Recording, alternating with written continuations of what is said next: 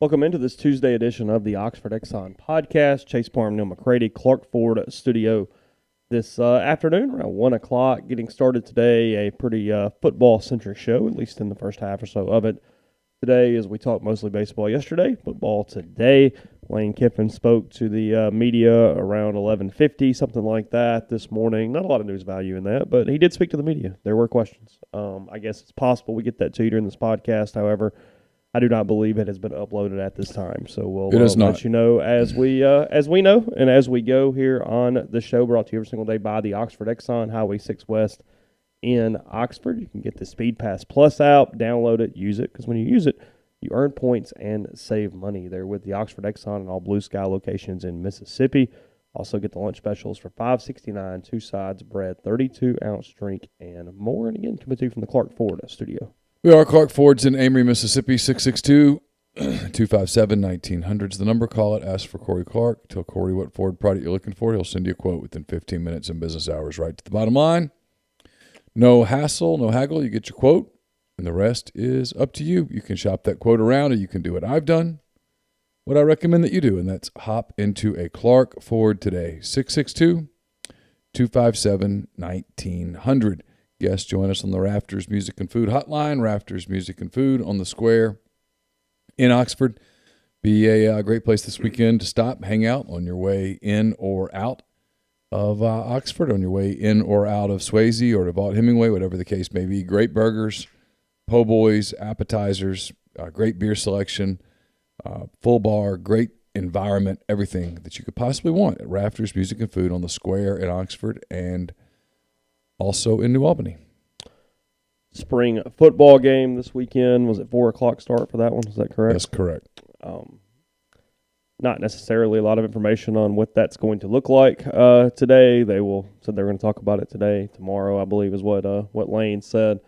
Moving forward for that one, baseball game at noon, so enough time to get the baseball game out of the way, then get over to the Vault for those who want to double dip a little on Saturday. Lane was prepared to back away from the biggest party ever today, by the way, as well. He was already passing the buck on biggest party ever. He said that social media people were doing that and were making it look like he was aware of the party, and he was not really aware. Usually he plays along there, so that was interesting. Although he just had no answer. He has no idea what the itinerary looks like over the course. The whole biggest party in 2 years thing is that's setting yourself up. Well, it probably is the biggest in a year. I mean, we've been in a pandemic. Well, that's true. So you get one just off the Arkansas series looked like quite a party.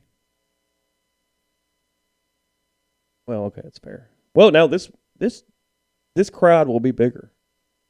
Spring football game, it always is. Spring football and double-decker are the two biggest crowds of the year.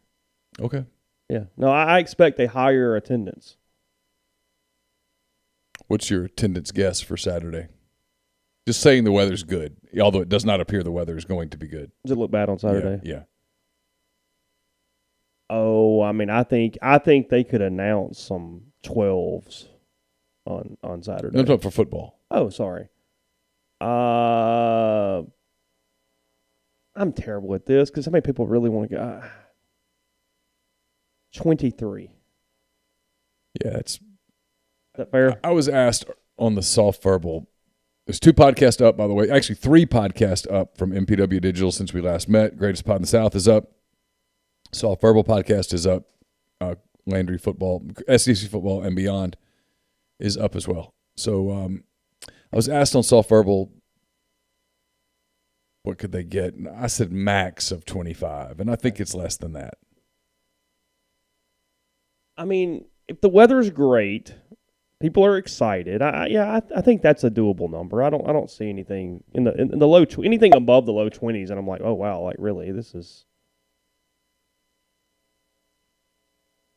Yeah, I'm with you. Yeah, I mean, I'm kind of thinking about it as we talk, but what's wrong?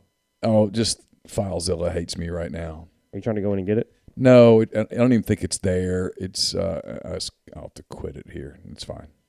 It's all good. You good? Oh yeah, well everything's fine. Okay. So yeah. Anyway, FileZilla wants me to update download a new version, and I don't want to right this very moment. That would not be. Let's pass that. So, The majority of time, I think baseball's I think baseball with great weather on Saturday has a chance for a 12-ish, and then I think you're talking double that ish for football. I think that's it's about what I think. I think 22 to 24,000 is in that range. That's about right. In a real 22 to 24. Yeah, I think. Because you have some years where it's 9, and they go 28,314. No, like I'm not great at this. I don't have a finger on the pulse of fandom. But this is hard to get a finger on. Like you're talking about, hey, we're going to go to the baseball game. How hot have we gotten? How hungry are people? There's even extra factors into this beyond, hey, we're planning on the day to go to this, and this. Of course. And then at 3:30, you're like, if we don't go to St. Leo by 5, we're going to have a hard time getting to the table. Like, you know what I mean? Like, yeah, sure. I just don't. Yeah, I don't have any idea. I don't have that. And there will be people who will push back on that. Well, you should. No, I don't think so. I'm supposed to have my finger on the pulse of the program, not really on the pulse of the fan base. I can't speak for fans. I don't know that many fans where I talk about it, so I don't have any idea what the energy level is among people. Like, where you're making a special trip to Oxford for the spring game. I don't know. There'll be some of that, but it's more of. Is the Grove open? Not that I'm aware of. Okay. But is that really a thing anyway? I don't know. I work baseball. I have no idea. I haven't even decided if I'm going to go or just watch and do the Zoom. Yeah, because they sent everything post game is Zoom. Yeah, they sent us an email asking if we wanted in-person credential or press box credentials, photo field credentials, or virtual credentials. Meaning they just send you the Zoom link, I'm assuming. I don't know. Whatever. Who cares what the format is? Well, I mean, all I care about is what the media format is, and it's all completely Zoom. I was pleased that they told me that if I went, and once I got to my seat, I could take a mask off. I did see that. As opposed to the other day where I took one step through the gate and took a mask off.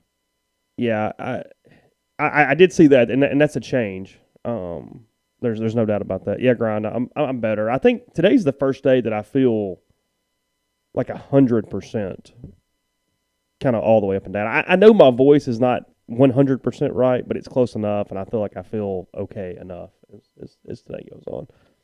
The majority of and saying that, I almost had to cough. The majority of today's press conference really revolved around Lane Kiffin's first pitch on Saturday. There was a lot of first pitch. There was a lot of first pitch, including a little bit of the same question twice. A little bit. A lot bit. I'm going to give the slightest pass, but it hinged on being the same thing twice. Well, but he'd already answered that. Said might need to work on it. Lane said he's done a couple first pitches in the past. He did one at Tennessee. He did one in Florida that had something to do with, he thought, the Nationals from a minor league standpoint, I guess, or spring training or something. I think that's correct. And said even back in the day he did a first free throw. I've never heard of that. He was also unaware, or claimed to be unaware, of Anthony Fauci's now famously awful first pitch before a Nationals game last season when the season began. Yeah, and it was poor. Oh, it was abysmally bad. It was as bad as anybody than what was it, 50 Cent? It was. But he have the other like really, really bad one. Was it 50 Cent? It was every bit as bad as is it, how do you say it? Is it 50 Cent? 50 Cent. 50 Cent. And probably worse.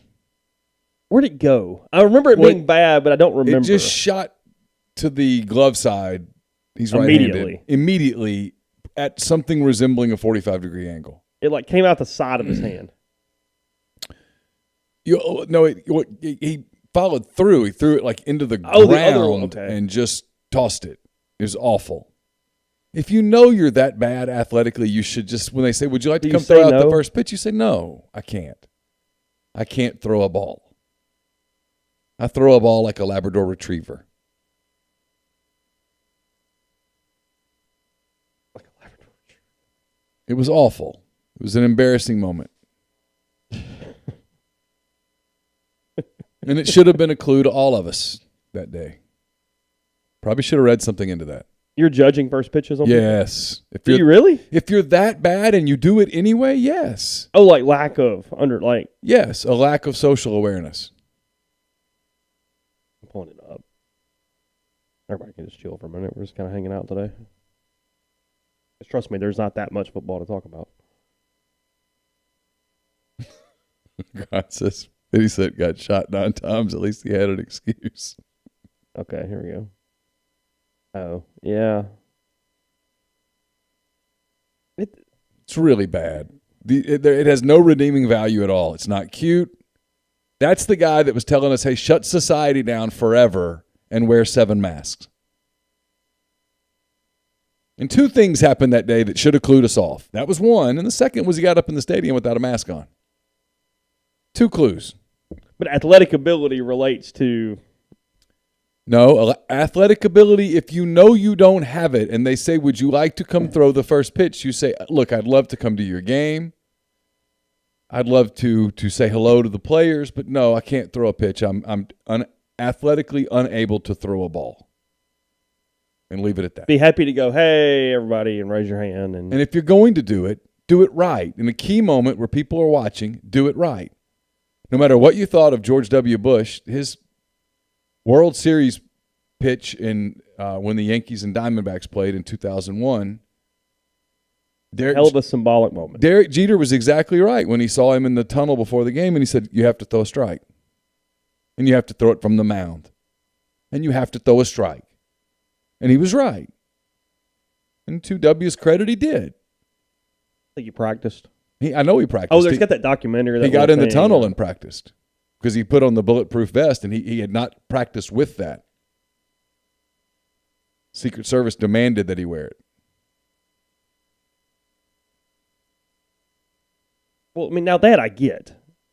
I mean, I have no issue with that. You know what I mean? Yeah. Grind says ESPN has FPI predictions out. I know they had ratings. Have they put predictions out? I haven't seen full predictions. I just saw the over-unders? The top 10 or whatever. Yeah, no, supposedly they have something else out. Okay. I haven't seen it. Got Ole Miss and Auburn at 7-5. He says Mississippi State and LSU at 8-4. There's a lot of preseason. Can you send us a link? Brian, can you give us a link? A lot of preseason Mississippi State love. Computers and such. Interesting. Why, you think? They return a lot back from a defense that ranked pretty good. Yeah, I thought they lost a good bit defensively. They have a lot back. I think they have most everybody back on defense, but I could be wrong. They got a quarterback back, continuity. I think Leach historically does well in year 2. Oh, really? At programs. But no, FPI wouldn't factor that in, would it? I don't know. I don't think that's part of their – because this is all computer-based. These are not things that I do a lot of time studying, to be honest. This is mostly output returning for the most part, I believe. One of my flaws as a modern-day sports writer is I don't like a lot of preseason lists.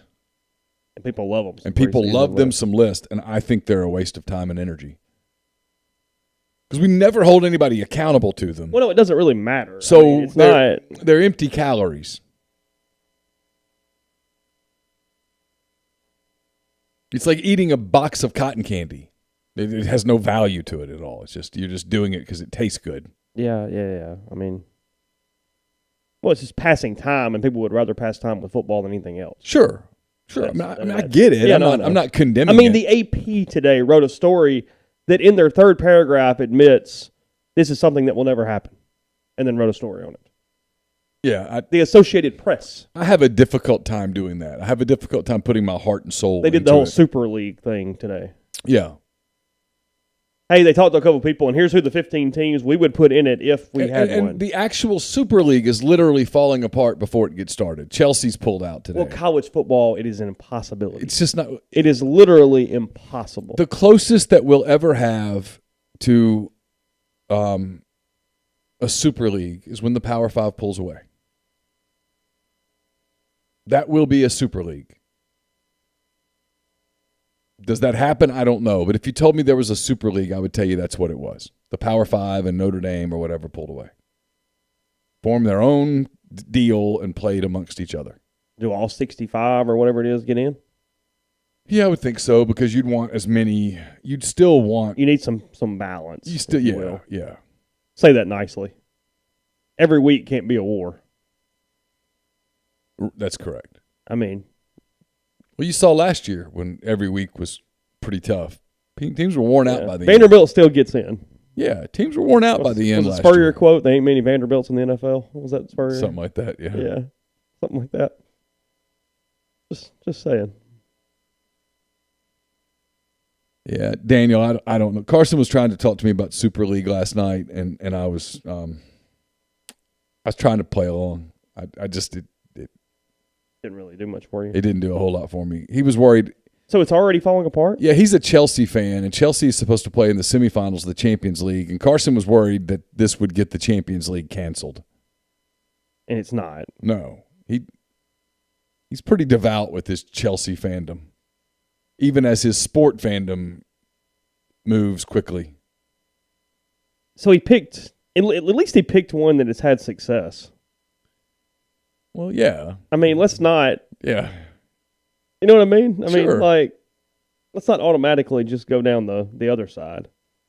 Yeah, Ben, I think Chelsea announced that they're pulling out of Super League. I'm almost positive. So who's in? How many teams?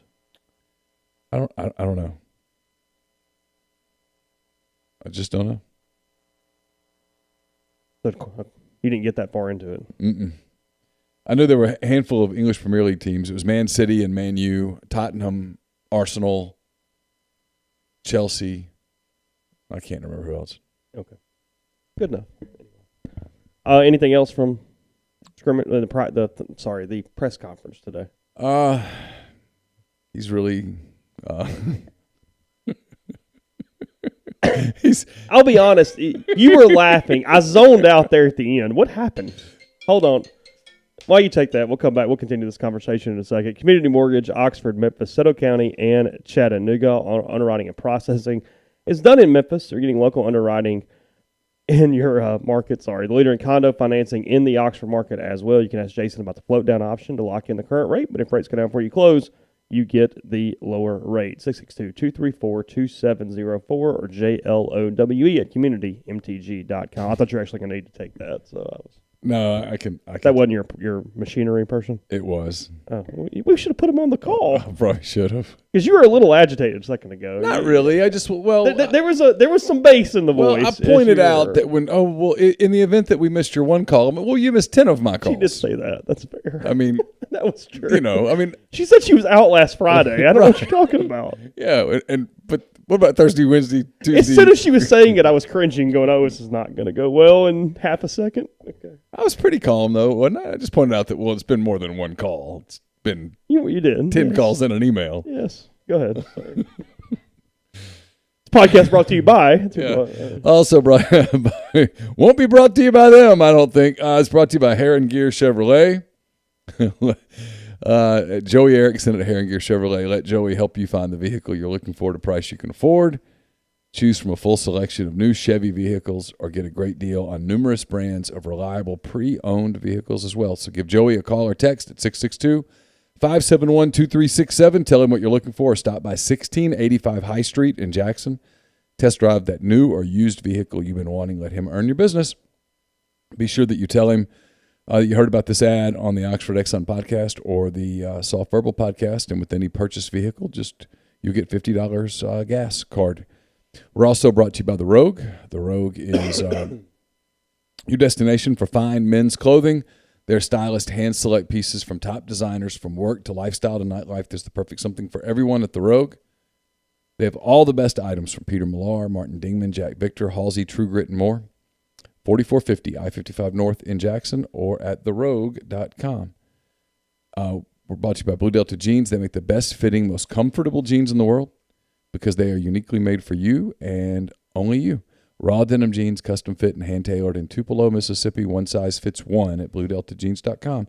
Our friends at Blue Delta are happy to present the Blue Delta Blues Alley this weekend in the alley between the Blue Delta Studio and the Lyric on Friday night. They'll feature live music from 4 to 8 with Grammy Award-nominated Jimmy Duck Holmes, the proprietor of the oldest surviving juke joint in Mississippi, playing from 6 to 8. The Lyric downstairs bar will also be open on Friday night with the baseball game airing starting at 6. Joe Austin and the Tallahassees will play on Saturday from 2 to 6 for an afternoon of music. So come on out to the Blues Alley. Have a great time celebrating Oxford. And Rebel Grove listeners can redeem 10% off using Rebel Grove in the Oxford studio. And we're brought to you by Alpha Specialties, located at 1670 Highway 80 in Pearl, Mississippi. It is your trailer-specific professional. If you want to haul it, they can call it. It's the premium trailer dealership in Mississippi. They've got Load Trail, which is the premium brand trailer, the highest quality utility equipment, dump and gooseneck trailers being built today. They also have Hallmark cargo trailers, one of the most quality cargo trailers on the market. It's perfect for hauling goods to markets and shows, ATVs to deer camps, hauling race cars and more. They also have spare tires and wheels starting at just $100. Alpha has a full selection of trailer parts and accessories, hitches, winches, straps, and more. They also do all types of truck accessories. Listeners can get 10% off a yearly trailer service and inspection at Alpha's full service shop. 601-932-9798 or check them out at alphaofms.com. So what happened there at the end? He got one of the hey coach. Yeah, see, I zoned out once it even kind of like, all right, this is hey coach. Talk about. So we have two. Wait, hey coach and talk about in the same question. Oh yeah. We have hey coach and talk about right off the top. So it's like strike one, strike two, right off the bat. And he's already kind of ready to go. Yeah. I mean, come on, talk about DeSanto Rollins and somebody else. He did, kinda, and then he got up and left before he was really excused, if you will, if that's the right word. It was kind of like, before all right, everybody good. said, "Hey, thanks, coach, for your time," or "Thanks, Lane, for your time." It was, "See ya." Yeah, he just kind of, "Hey guys, see you Saturday." See you Saturday. Yeah, it was funny. Hey, coach, talk about it, and then at the end, "Thanks, coach." Oh, did he say thanks coach again? Talk about thanks, coach. Felt like he was back at Alabama for a minute.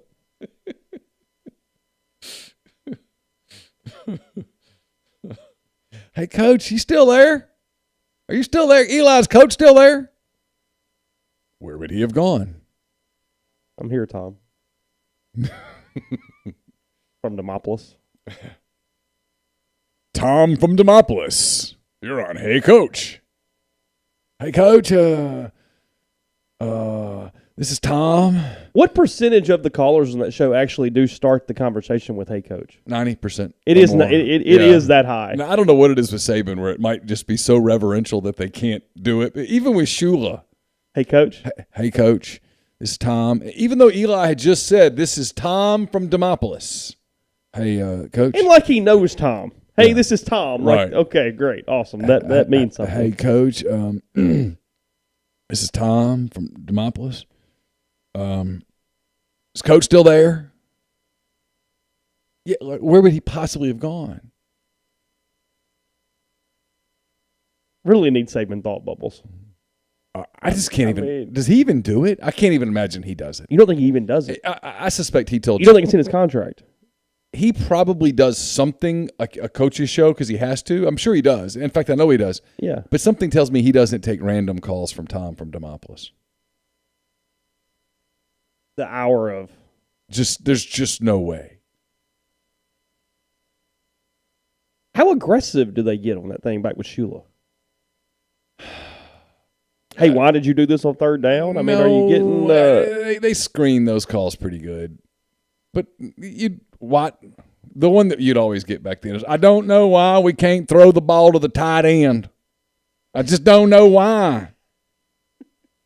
I was talking to my mama, my daddy down there, and they said, why don't we throw it to the tight end? We got good tight end. And Shula, to his credit, would say, well, Tom, we're working on. I put that in this week. Trying to make sure we get that in the offense. Great kids. Great. We have great kids at tight end. Really good kids. Neal, I'd say, thank you, Tom. Back to the calls. John from Selma. Welcome to Hey Coach. And no shit, John would go, hey, Eli, hey, this is John from Selma. Is Coach Shula still there? I mean, just unbelievable. After the moment, I mean, I guess it's a fair question because after the moment with Tom, Mike Shula probably thought about just ending it all. And this monotonous over and over and over and over again for an hour. For an hour. And then people listen to this. Oh, yeah. Yeah. Like somebody's driving around or at home and going, I'm listening to Hey Coach. Oh, back then there was someone sitting out in the driveway listening to it on the radio. There's no question about it. No question. And I know it's mind-boggling, and so I would be. I don't understand. So I'd be the idiot that would go on WNSP and make fun of it, and I mean, I was not endearing myself. You called crap to anyone, yes, of course. Fair. But yeah, what was Lane going to say? I mean, what's he going to say? Hey, Coach, talk about DeSanto Rollins. He plays football for us. Good kid. He's had a good spring. Good kid. Like him a lot. Yeah, glad to have him with us. Mama served a hell of a meatloaf. Well, he didn't even know that. Yeah, don't know. He can't even go there. I mean, he has nothing. He didn't even visit. He has nothing to fall back on. Yeah.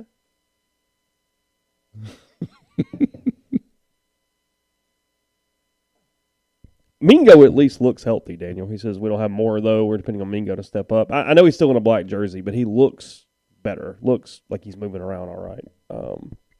So there's that. I don't know. It's going to be you and I had this conversation the other day. What he ends up doing with Jerry and Ely is fascinating. Do you play him more outside? Or in the slot, not in running back? Do you do some different things to get him out in space? How does that help him? How does that help Ole Miss? Okay, what does that look like? So let me ask you this, and this is not a comparison to Reggie Bush at all. Do you think Jarian has the skill set to be used kind of like they used Reggie Bush? Yeah, well, look, we're not calling him Reggie Bush. No, I mean, I'm saying that up front. Yeah. But no, it is a similar profile. Yeah, there's no doubt. Frankly, they're both tougher than they get credit for being. Both crazy fast out in space. Now, Bush is quicker where Ely's faster. But no, the profile is not that dissimilar. Yes, I think that's very valid. And Bush was all over creation. I mean, they lined him up in the slot. They lined him up out wide. They put him at tailback. They did a lot of stuff with him. They found mismatches. Well, they have Connor. They have Parrish. They have Bullock, who I think looks like a good back. Yeah, you really like Bullock. I like Bullock. I'm not saying he's going to be rushing for 1,200 yards in the SEC, but I think he's, at worst, a serviceable running back. I've now watched 3 scrimmages, and I believe that. I think it gives you some options with Ely, and I don't know. It's the only negative that I've seen out of spring, because I always go to spring and go, hey, this does not mean anything. I don't know that they have a weapon to replace Elijah. Well, there is no one person that's Elijah Moore, and it's not even close. Not right now. Well, not yeah, that I see. I mean, I'm not saying somebody won't step up. No matter what Quay Davis ends up being, you can't go, oh, he's replacing 100% Elijah Moore. I mean, that's not fair to anybody. And that's a ridiculous expectation. So, I mean, that's not even a thing. Ely is the best athlete on the field that can be moved around to different spots. I think so. So, do it. I kind of think they will. This feels like a Snoop, Bullock, Parrish backfield, and Ely kind of everywhere. I think so. That would make a lot of sense. And because you have enough depth at running back to do that. If it's just Snoop back there, you don't have enough. No. If it's any of the one, I don't mean that it gets Snoop. Just if there's any one back, you don't have enough. But they have 3. Yeah. Not counting him. So you can. Yeah. You can. Yeah. Keeps everybody happy to some extent. He got asked about Plumlee today. I zoned out on the Plumlee thing. I didn't even hear the answer. I have no idea what he said. Isn't that crazy? I have to go back and listen. He wasn't asked what you thought he was going to be asked. Any of us, not directed at you. I thought it was going to be, yeah, but have you talked to him or what's he doing? And it was asking to compare him to any other two-sport quarterback. That's right, because he brought up Sam Cassell at USC. Matt Castle, whatever. Sam Cassell, close enough. They're both humans. Yeah. They're both athletes. Yeah, he brought up Matt Castle, who played baseball at USC. And then mentioned that, obviously Plumlee is athletic, but there's no update. There's not going to be an update. So I don't. Yeah, I'm trying to think. I mean, they've got enough out wide if they've got somebody in the slot that's really good. I think you're right. I think Sanders is healthy. He can play. He'll be fine. Yeah, look, Drummond came on. They would look a lot better in the spring if Braylon were out there stretching the defense. Well, of course. He's not out there. Mingo's just kind of rounding himself back into health. Davis looks like a JUCO transfer. He does. And they're better in the backfield on defense. They're better on defense. They're legitimately, significantly, noticeably better. They're more athletic on defense. I mean, to Hugh's credit, he stopped doing it, but he was on to something with side speed ratio, and theirs is improved. Well, Springer makes a big difference. Reese full-time makes a big difference. The Miles Battle looks like an SEC corner.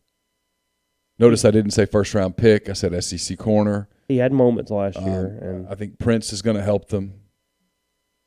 Yeah, well, Battle looks like he's played the position a little bit now because he's played the position a little bit now. I mean, last year it was like, hey, go cover this cat and do the best you can. I mean, they're literally live coaching him rep to rep in a game against Auburn. It's a problem. I mean, he's literally lined up 6 seconds before a snap for Auburn, and they're yelling at him about alignment, technique. Tells you everything about that season.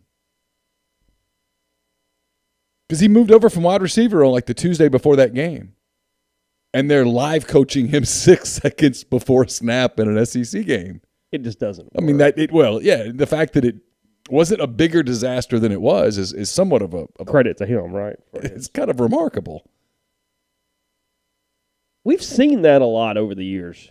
Derek Jones, kind of the same thing. Hey, you're a corner now, and there's Jarvis Landry. Cover him today. Yeah. See what happens. See what's up. And then he does a good job, and then it's like, well, maybe we should play wide receiver. It's like, well, hold on. No. Teach him to do that. Yeah. Actually teach him. Well, because Miles talked about how he still kind of wishes he could go play some receiver. They need him at corner right now. And I think he can play corner in the NFL.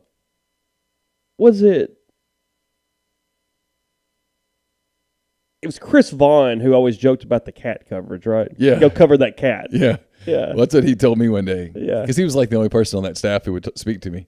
And he came over, and right. I asked him something about coverage one day. Because they were working with Cassius Vaughn. Oh, it was way back. Yes, This is way back in the day. Cassius Vaughn could really run and yet struggled with some of the nuances. Technical parts of it. And so he goes, you know what we're going to do with him is we're just going to put in our cat coverage. And you're like, and so me, like, you're expecting technical here. Yeah, and I'm like, what is that? And he goes, well, it's where you say to him, hey, you see that cat? Cover him. I was like, seriously? He goes, yep. I said, no matter where he goes. He goes, no matter where he goes. I said, all right, cover that cat. He goes, Cassius is fast enough to cover that cat. And I said, so if they throw kind of some complicated things at you, you're in trouble? He goes, all sorts.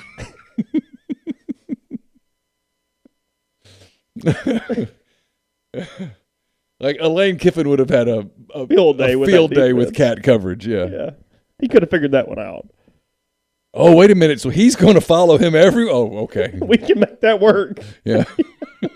Hey, you go slide out there where he was at. Thanks. Yeah, right. Cassius ended up being a pretty good player. He and Marche and Kendrick Lewis, they all played in the NFL, didn't they? They played in the NFL. Yeah, there's some NFL players that, to Orgeron's credit, he left players. Now, some of them were lost and confused. You had to start over with him. But the talent was there. God, man, Ashley Palmer played in the NFL. Yeah, Greg Hardy. And he did. Yeah. Well, look, talent was never Greg's issue. Terrell Poe. Everybody thought Greg died when he fell down the escalator in the Cotton Bowl that year, but before the night of their arrival, he's like 10 steps up on the escalator and somehow falls. Boop, boop, boop, boop, boop, boop, boop. Hits the ground. That's right. Jesus. Because David Brandt was there, right, and saw it. Somehow David initiated all of Greg's weird moments, including that day that Greg sat Indian style and all the media sat Indian style around him on the ground. See, I wasn't there for that. I don't know. I'm glad I wasn't there. That's not a thing. No.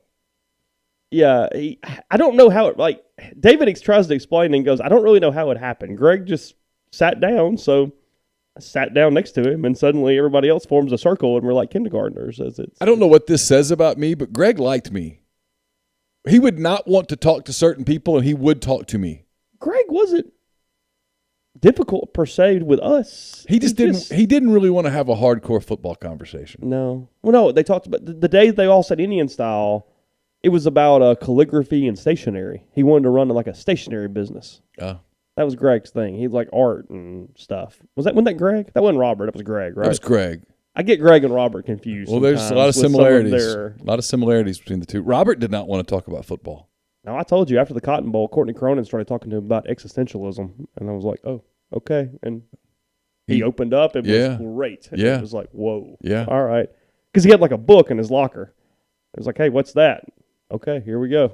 Topic for the day. Because that was a weird locker room. Because, Laramie's hurt. That's the story of the locker room that day, and everything's. And they had just gotten smoked. Yeah. 42-3. TCU media is so loud here in the back doing like a TV show or something. I remember that. Live at the. Oh, God. Okay, calm down, guys. And I'd gotten yelled at by our bosses for telling Pat 40 to whatever. When Pat 40 said, mind your own beat, I said, I am minding my own beat. I'm asking you a question. Yeah.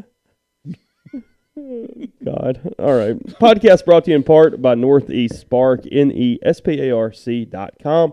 2 packages, the Ignite 100 Mbps or the Blaze, the 1 gig that powers the Clark Ford studio, your hometown team, bringing you world-class broadband. NESPARC.com, 662-238-3159. Phone services available, parental controls, network security, and more. So, again, it's going up all over town. Find out if it's available to you. And if so, call and take advantage of it. 662-238-3159. We're also brought to you by the law firm of Bain, Moss, and Bowen, located in historic downtown Corinth, Mississippi. Bain, Moss, and Bowen has kind of a unique setup, one that you won't find anywhere else. They cover a very wide range of law.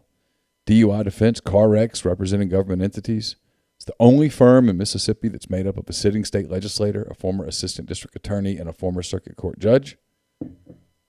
That experience is unmatched in that regard, and you can tap into it by visiting them at 618 East Waldron Street in Corinth or by calling them at 662-287-1620. I'll have a mailbag up tomorrow. It's brought to you by Whitney McNutt of Tommy Morgan Incorporated Realtors, serving you for all your real estate needs in Oxford and Tupelo. She sells condos, land, commercial, and residential family homes. 662-567-2573 or 662-842-3844. Also brought to you by Oxford University Bank, OUB, locally owned and operated right here in Oxford. When you deposit money at OUB, that money and the vast majority of the bank's profit go right back into the Oxford community. OUB also offers its customers the absolute best cash checking account. It's called Kasasa. And with Kasasa, OUB will pay customers 2.5% interest on their balances up to $50,000. They'll also refund ATM fees nationwide. To learn more, go to liveoxfordbankoxford.com or call 662-234-6668.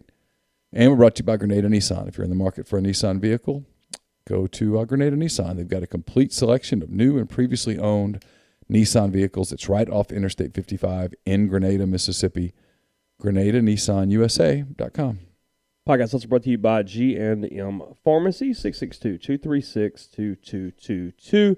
Also on the Square in Holly Springs with Tyson Drugs. They deliver it locally in the Oxford area, and they offer MedSync for your prescriptions the same day each month to take care of you, whether it be one trip there to the pharmacy or one delivery. You get all the medicine you need when you need it on the same day. And also with Right Way Meds, they individually package that medication for those who need that service. So again, find out what the local pharmacy can do for you in Oxford and in Holly Springs, 662-236-2222. You mentioned kind of young guy, obviously, but you mentioned that back seven. Austin Keys looks the part. Was one that we had and kind of looked at there, 6'2", 240-ish. Yeah, he looked. Linebacker. I wrote that he looked like an Alabama linebacker. I didn't say that he played like one. I'm saying he looks like one. He did look like he's playing well. Looks like the lights are coming on. He's starting to understand what they're asking him to do. What's the first step? Yeah. I mean, be able to play fast. Yeah. I mean, that's absolutely the first step. So we'll see. No, we have no idea what the actual setup for the Grove Bowl is. Lane said he was not aware at this moment what it is. I don't know if he's a 1-versus-1s guy, 2-versus-2s, give the offense. The scrimmages have been 1-versus-1, 2-versus-2. I don't know that they're going to do some They don't really have a 2, honestly. They're going to do some sort of draft, but I don't know that they have the bodies to pull a lot of that off. It will be on the SEC network, Blake. Isn't that right? SEC network at 4? Is it actually on or the plus? I don't know. You can stream it either way. I don't know if you can watch it. Yeah. It's on some version of that. I'll spend 30 seconds on this. Ole Miss plays Little Rock tonight at 6:30. Jack Doherty getting the start for the Rebels, the Collierville, Tennessee freshman that had his red shirt taken off last week. He is not a midweek starter. This is to give him another opportunity and see what it looks like prior to using him in an SEC game if he performs well. So it's a bit of a second audition for Doherty today prior to Ole Miss and LSU this weekend. Starting on Thursday, by the way. Thursday, Friday, Saturday for that series. Thursday night is when they're retiring Don Kessinger's number. And then, obviously, Lane Kiffin throwing out the first pitch on Saturday. So, anyway, Tigers, Rebels. What time's the game Saturday? Noon. Noon. It is 7, 6:30, noon. Gotcha. Thursday, Friday, Saturday. Gotcha. ESPNU on television on Thursday for that one. A 7 o'clock start there. I had looked this up and seen it independent of you talking about some of the numbers anyway. But TV ratings for the week are they're definitely interesting, and it's not just this week. It's a theme going on here in the past few weeks as well. I've got actual numbers from the week, but what was sort of your takeaway as we're getting into this? TV ratings. Sports. Oh, yeah. Well, I actually saw that not NFL, MLB ratings are actually up a little. Are they? Which surprised me, frankly. They're and now that's probably regional. From a national level, there's not enough games on that are getting a number that it's indicative to other sports. Let's put it like that. I'll tell you this, not to be like Debbie Downer. I've watched less sports in the last 6 months than maybe I ever have in my life. And it has nothing to do with politics. Nothing.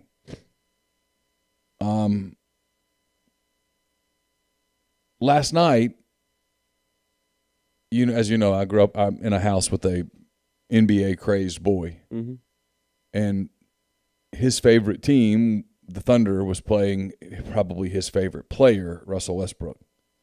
And so the game's being played in Washington, and there's just nobody there. And it has and the Thunder's awful, which is good. They need to be awful because they're trying to work their way to the bottom of the draft, or to the top of the draft by getting to the bottom of the standings.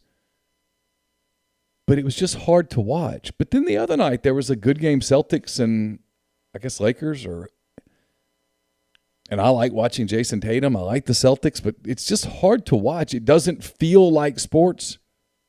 I have a hard time sticking with an NBA game right now, and that's never been a problem for me before. And I don't think my situation, in fact, I know it's not. My situation has nothing to do with social justice causes or politics or any of that. It has to do with the way that the game feels. And then I know there are people out there, whether this is right or wrong, good or bad, somebody else can debate that. I don't really feel like it. There are people out there who are turned off with the politics in their sports. And so the NBA ratings are really down, and the NBA can pretend that it's not a problem, but it is absolutely a problem when your ratings over the course of 8 years have dropped 50%. Yeah, because this is just a snapshot. But snapshots are valid in the moment that they are taken. And for the week, you and I had this conversation a little bit, just not even really prepping, just talking off air a couple days ago. And niche sports are faring fairly well to their normal averages. Niche is one way to put it. If there is a social justice change in watching, it's not affecting these sports as much. I think that's fair as well. But then on most team sports or sports that are a little more hit on all these different areas, you are seeing drops in a lot of places. Now, look, I do think that what you're mentioning is a huge factor in it because, like you said, NBA, some arenas, you're not seeing people in the stands, you're not seeing anything. You're not getting – it's hard to get casual viewership when the attendance and the atmosphere sucks in any sport. Yeah. It just is what it is. What's a little more immune to that? Looking at this, the number one sporting event on the week. You got a guess? Number one sporting event for the week. Yep. This is post-Masters or including the Masters? No. Post-Masters. This is Monday to Sunday. Okay. I'm going to guess it's a golf deal. Well, I'll get to golf in a second, but no, NASCAR. The Toyota Owners 400 on Fox. Sunday, 3:17 start for that one. Okay. It pulled a 2.00 overall rating and a 33.15 share. So keep that in mind, 33.15. Okay.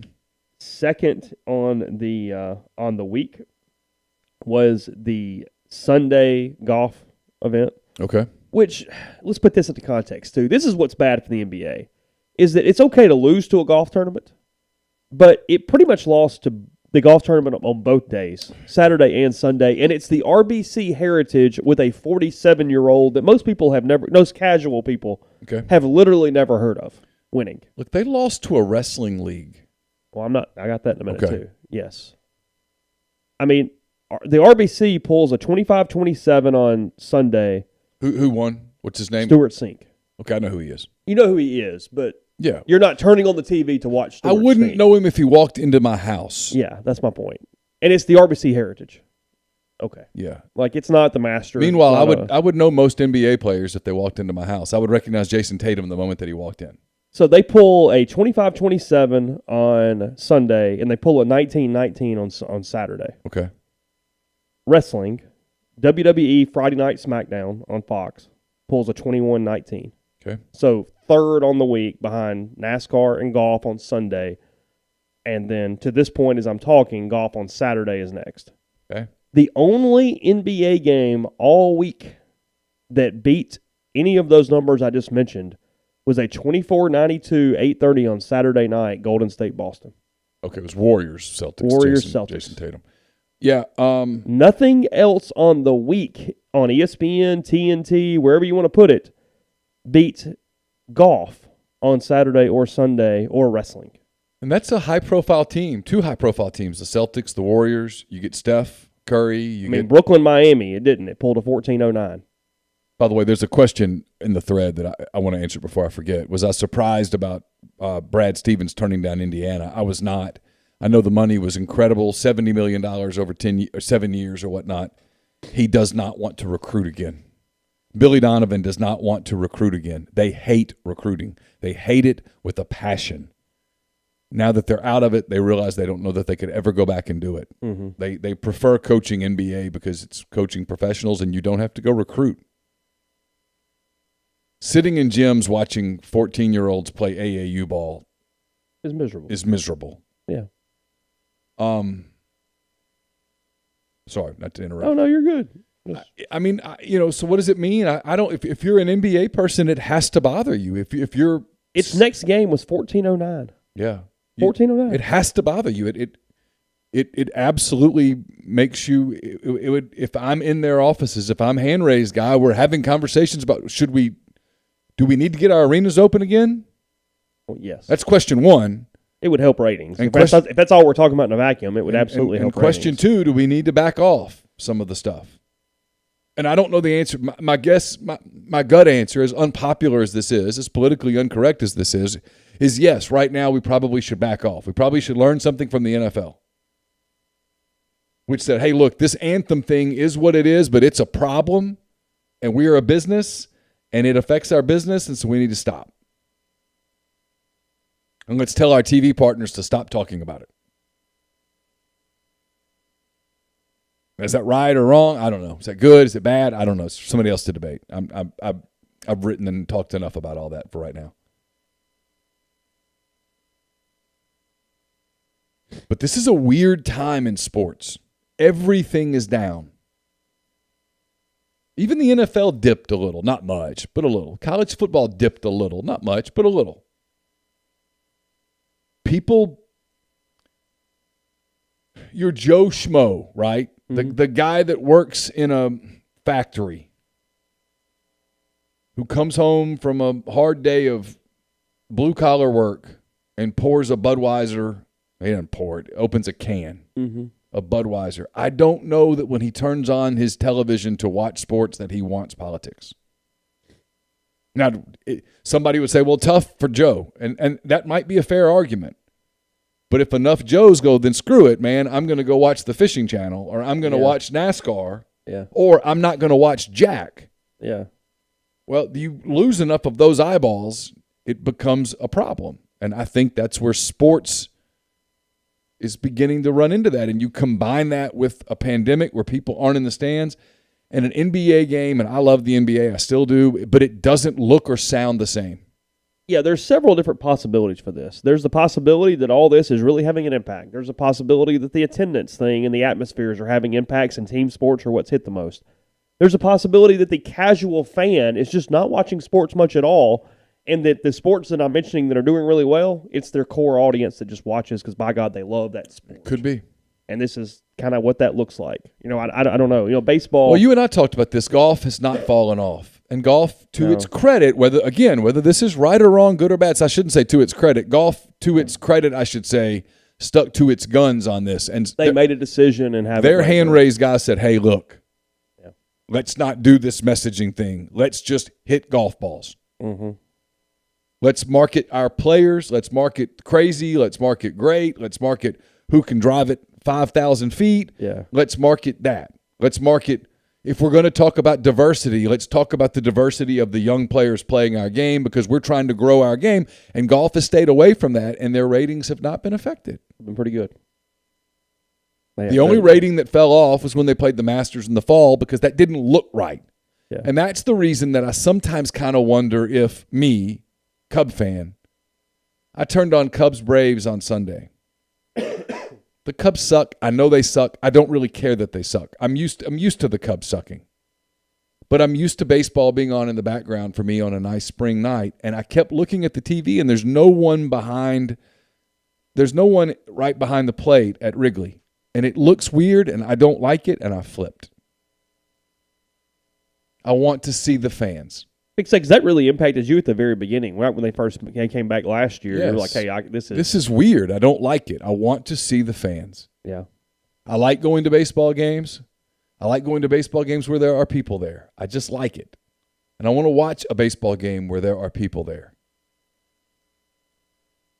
I like the atmosphere of that. And I'm probably not alone. And is that weird? Well, you're definitely not alone. Is that weird? It's probably weird, but I got a lot of weird people with me. And so I'm watching Cubs Braves on a beautiful Sunday night, and I've got the grill lit, and I've finished my run, and I've done 10 thoughts, and I'm just relaxing, and I turn that on, and that's disconcerting. I flip. Yeah. And on Saturday night, I was going to watch some of Celtics and Warriors, and it looks weird, and it sounds weird, and I'd rather watch Iron Chef America. And so I did. I flipped to that. And apparently I'm not by myself. No. Podcast brought to you in part by Visit Oxford. VisitOxfordMS.com is the website. You can check out the events page, including a link to the pop-up Oxford Spring Edition.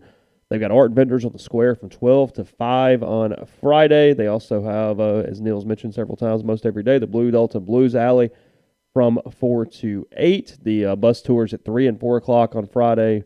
That is for adults, kids, and just for everybody. You can reserve seats by calling 662-232-2477 for that. The End of All Music balcony concert, 5 p.m. On Friday. Dent May doing that. It is obviously free. It is outdoors. And then Ole Miss softball against Auburn at 5 o'clock. And Ole Miss and LSU baseball again at 6:30 on Friday. And a lot of those things continue Saturday as well. We'll get more into that tomorrow. But again, visit oxfordms.com/events. We're also brought to you by John Edwards of Regency Travel Incorporated in Memphis. He's part of Virtuoso. It's a worldwide network of travel partners. Allows John to supply his clients with added values, unique benefits simply not available to other travelers. What you do is you get in touch with John. You give him some parameters. You give him a budget. He will give you options you're not going to find on your own. And you don't have to live in or near Memphis to take advantage of his services. You can give him a call, 901-494-3387, or send him an email, jedwards@regencytravel.net. First-time clients can save $50 off their first booked trip just by telling John you heard about Regency Travel on the podcast. We're also brought to you by Pinnacle Trust. Get in touch with Pinnacle Trust 401k Advisory Services team today, and they'll conduct a complimentary, no-obligation benchmarking and analysis of your current 401k plan.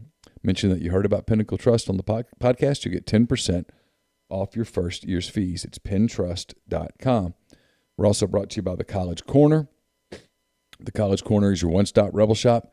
2 locations in the Jackson area. In Ridgeland, it's next to Fleet Feet. In Flowood, it's next to Half Shell. You can also go to collegecornerstore.com, and you can find them on Facebook and Instagram. They've got you covered for game day with the largest selection of Rebel gear in central Mississippi. And we're brought to you by Comer Heating and Air. Comer Heating and Air is the name you can trust with more than 50 years of professional HVAC experience in Oxford, Tupelo, and the surrounding area. 662-801-1777 for all of your heating and cooling needs. 662-801-1777. And we're brought to you by our friends at Lammons Fine Jewelry. The plan is to tape a Chasing the Ring later today. It'll be podcast number 4 for your boy here. It's brought to you by Lammons. Lammons is at 1126 North Lamar Boulevard in Oxford. Been serving the Oxford area for almost 75 years. Engagement rings, wedding rings, fine jewelry, watches, pearls, fashion jewelry, children's jewelry, collectibles, and more. Lammons has it all. It is the gold standard in fine jewelry. LammonsFineJewelry.com, or call them at 662-234-2777. Are you on Verdict Watch as much as anybody else? Are you nervous about it? Not the verdict itself, but just the whole. What happens? Well, there just seems to be this.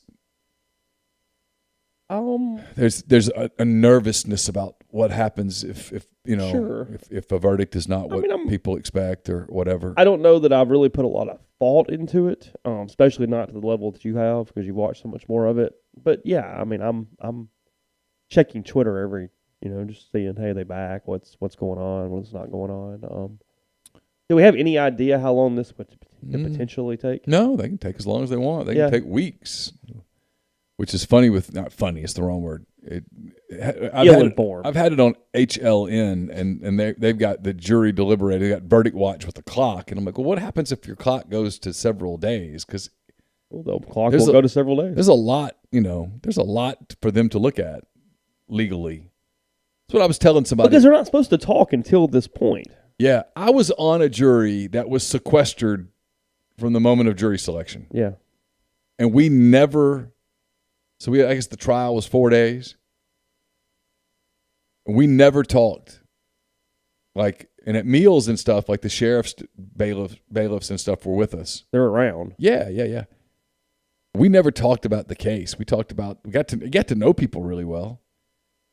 But the first time that, when they gave the closing arguments and the judge gave us our instructions and we went back into that jury room in the courthouse, y'all just kind of sat there for a little while and kind of looked at each other like, okay, well, how do we do this? What do we do? What did you talk about, though? Well, the first thing was one of the gentlemen in the jury said we need to elect a 4-person. Yeah. Which happened to be me. And I was like, I don't know. But they're like, no, you'd be good at it, so you do it. And so suddenly I have the responsibility for how do we get this started. And so I said, well, why don't we do this? Why don't we just pull up the judge's instructions and let's do the right thing? Because a person's life is hanging in the balance. Let's do this right thing. Let's respect the system. Let's respect him, his rights. Let's respect the victim and his family, and let's do this word for word. And so we went through the judge's instructions word for word, talking about everything, what we legally had to do if we found this. And so we did the verdict first. Right, yeah. And then, thank God, if I recall correctly, they gave us the night. Because I think we found him guilty at night. And they said, no more today.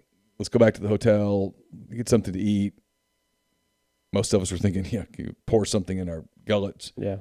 And then we came back the next day and we did the death penalty phase started, which was easily the most difficult part of that whole process because it was so emotional for people. Of course. So what was the total hours? I don't remember, but we did. I mean, we were 10 hours or so or more. They're at 10 right now. Yeah, because they're in their 11th hour. There was at one point where people were really emotional and it was, hey, let's take a break. We sent a note, can we have a break? And they gave us a break. But what's the break? I think we took like an hour. To do what, though? They brought us lunch. Okay. And in that time, we said, hey, let's just not talk about this anymore. Let's not talk about it. We're stopping deliberations. Let's talk about anything but the case. Let's just get our minds off. What are those topics? Lunch when you're not like what are you talking your about? Your kids, your your stuff, personal getting to know each other. Okay. Like, because we had whites, we had blacks, we had male, female, we had kind of everything on our jury, and we were all from different places, and so we kind of talked about where we were from and what we did, and then we came back in it together, and there were some people on ours. I don't feel bad; it's been a while now. There were some people on ours who were not sure that they could produce that. Well, they weren't sure that they could, for lack of a better word, marry their religious beliefs and their spiritual beliefs with the death penalty. And they were kind of angry, really, that they were being put in that spot. Because they probably said that during an hour, I would assume. Yeah, yeah. And so, well, a lot of people got out of jury duty by saying they were opposed. They were morally opposed to the death penalty to the point that they could not consider it. Looking back, I would have just walked up and said, I'm morally opposed to the death penalty, and I could never consider it, and I could have gotten the hell out of there. But I was trying to be a good citizen. And this was AK week. This was AK day. Well, right, yeah, I know. And I was trying to be a good citizen, and I just simply said, I don't really have a strong opinion about the death penalty, and I don't. Yeah. I'm not for it. I'm not against it. I don't have a strong feeling about it. And so when I said that, looking back, that was a problem. That moved me much closer to the juror's box. But what I was going to say was, I do think most people, when they get put in a jury like this, they take it very seriously. Well, you would hope. They try to follow the law. And so when people go, this is open and shut, it's right there on a video. I'm like, but it's not legally open and shut. I'm not saying that what verdict should or shouldn't come. I'm saying if the jury does its job, it's going to review the evidence, and it's going to take a while. Had the jury come back in 2 hours with the verdict, I would have thought, what a waste of 3 weeks. You want the jury to take their time, to think it out, to talk about it, to be comfortable with the decision. Because whatever decision you make as a juror, you've got to live with that decision. You want to be comfortable with it. That was one of the things that I said, because our first vote, if I recall, was like 10-2 in favor of the death penalty. And I didn't know who it was. Everything was private. I mean, we did the whole thing, hey, close your eyes, don't look. And everybody followed it. And one of the things I said was, listen, if we're 11-1 at the end of the day, we're all in this together, and we will go in and we'll sentence him to life in prison, and that'll be that. Yeah. There will be no shame here. And we kind of talked through it and never really knew who voted whatever. And we did one last vote, and that came back 12-0. And then we sat there for like 30 minutes and just looked at each other like, are we sure? Fair. I mean, that's... Yeah, and you had to fill out this paperwork and stuff, and I was like, hey, take some time and think about this. There was no pressure, in other words. It was pretty interesting. Yeah, because I remember like all day, I mean, we're doing the AK thing, and I mean, you're reporting, getting yelled at by the bailiff, and then like through the process, and I'm kind of waiting on every call, going, okay, I mean, at some point he'll get thrown out of this. And then he finally calls me, and he's like, hey, I'm on, and I got to be sequestered in like 25 minutes. And I'm like, well, okay, then there's that. Yep. We'll see how that goes. Because you were like going home to get clothes and then going back to meet. Yeah. And I was like, well, all right. And then AK's thing was the next day. Yeah. The press conference. Yes, so I knew that was coming, and I was working on it in the courtroom during the voir dire or whatever, where you're just sitting there, and the bailiff kept coming to me. You have to get off the phone. I'm like, I can't. He's like, well, this is important. I said, yeah, this is important. Thinking, God, Almighty. I know, and I kind of knew what time it was coming, and so I knew I was going to possibly be okay. Because you rode in like the coffee shop during the break. Oh, yeah. Sent it to you, and I was like, hey, be ready. Yeah. So, anyway. I think I sent you the tweet and everything. You did. Yeah, we were completely we were completely there. So anyway, I don't know. Something about this trial has made me actually dig back into OJ. And OJ is one of those weird fascinations I have. I've read 5, 6, 7 books probably on the trial and the case and everything else. But I've gone back and watched some trial and testimony stuff, and I feel like this is one of the reasons why I guess I indirectly have done that. But nonetheless, so that was a different time, and like young people have no understanding of how riveted what that looked like. People were riveted to that for months. Yeah, I mean the trial. I think jury selection was in November of '94, I think, and the final day of the announcement was early October '95. Oh, that's right.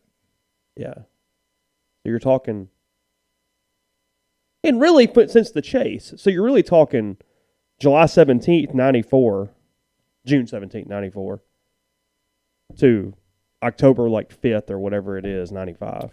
Were you shocked at the verdict? Or did you anticipate it when it turned around that fast? Well, I'm only 11. Okay.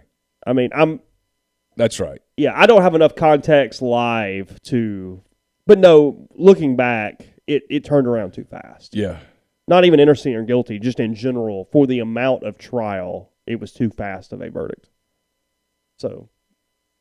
But I can't... I mean, the jury, though, the hell that must have been for... To be sequestered for that long. And, a year almost. Yeah, it's crazy. With sequestered. Well, that's what I watched the video couple nights ago. I was just kind of sitting there and it popped up on my recommendations because I'd watched some other stuff.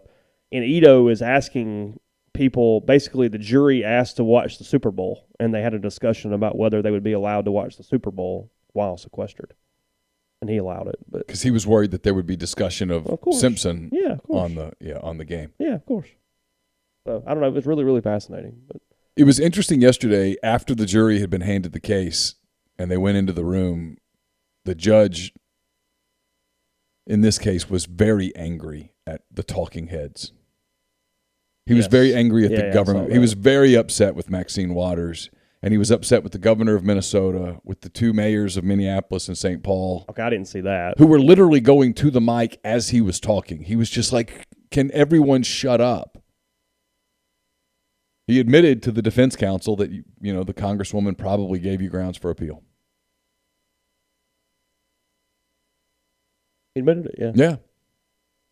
Which legally at that point, it's interesting that that the defense attorney didn't take that and push it. Well, I think the defense counsel – so here's what's interesting, and we'll shut up about this. Here's what's interesting is there's been 2 or 3 times and where I thought if I were the defense counsel, I would have pushed hard for mistrial. And yesterday was one of those days that I would have said first thing in the morning, before we even started the closing arguments, I'd like to poll the jury to see who heard or knows of Congresswoman Waters' comments. Yeah. Because if 3 or 4 jurors heard it, well, now the jury room is potentially tainted, and I'm moving for a mistrial for my client. Right. The fact that he didn't do it makes me wonder, and again, I am speculating. I'm guessing. And I'm only emboldened in saying this by Mark Garagos has said some similar things. Sure. I wonder if Nelson, the defense attorney, in gauging the body language of the jury box, feels like he has a couple of jurors on his side. So you've always got the appeal, and we're going to follow through here, and then I see what you mean. But if you were worried about that, and then yesterday when those comments are made over the weekend, where she very clearly makes comments about that case specifically and the ramifications of a particular verdict, right? While the jurors are not sequestered, I would have had them pulled because I think he probably could have gotten it thrown out. Yeah, maybe.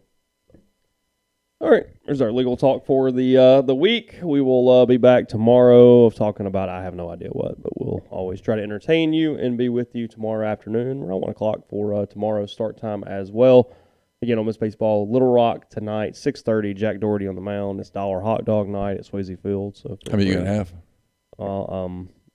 None, but Okay. yeah. Every year it's like that conversation, like, hey, how many could you eat? And it's like, I don't know, maybe, but nobody's ever actually taken the. Well, you also feel like a moron, like because technically I could get 12 with my thing, but do you really want to go down there and go, hey, I need 12 hot dogs? Like, No, come on, I have too much. I can't. Yeah. It would take 4 people to go also and go, hey, I need 2, I need 3, and we stockpile them over the course. Do you think you could eat 12 hot dogs? I mean, over what period of time? An hour. Of those, yeah, probably. I mean, I wouldn't want to. I'd feel like crap, but yeah, no, I mean, I probably could. They're not huge. Oh, I have a question. Steve Thomason was on the board, and he was talking about there's a barrel pick of Double Oak Woodford. Okay. And he said if you like maple syrup, was he trying to say it's too sweet? No, I think I think he was giving a claim to that. I think that was a positive statement.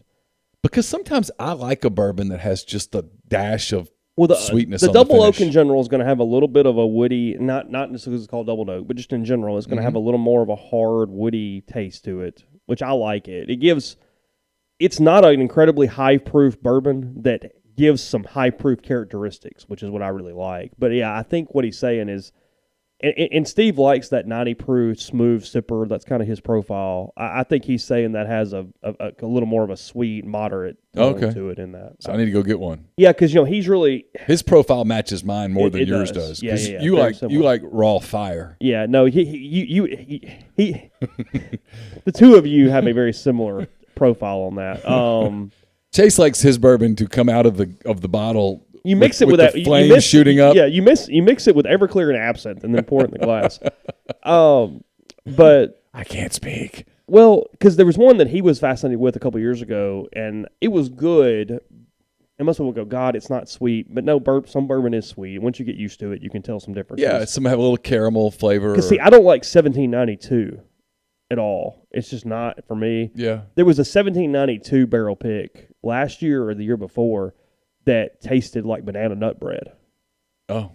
And it was really interesting and really, really good. But I'm assuming it's kind of the same. Like there's a sweet kind of a whatever to it. So, yeah, okay. I think so. So, anyway, back tomorrow. Come hang out with us. Give us some topics to talk about. Let's have some conversations, and we'll talk more sports and whatever else. So, enjoy the nice day outside. Take care. Be safe.